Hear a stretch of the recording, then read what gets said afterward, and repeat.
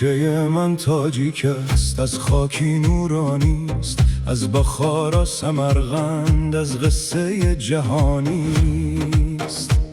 از رودکی صدا، از نخستین شعر جان، از دل تاریخم آتش جاودان.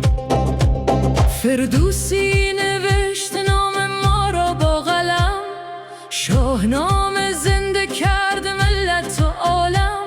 از ابن سینا علم و خر در خون، از نور دانش شدیم معروف جهان.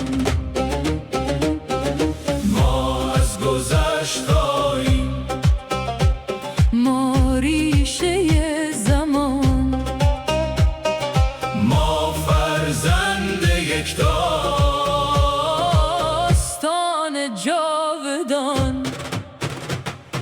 ریشه من تاجیک است، افتخار من است، از کوروش تا سامانی تاریخ من است. در رگ من جاری است نور 1000 سال، من تاجیکم، زنده ام، یک جهان بالا.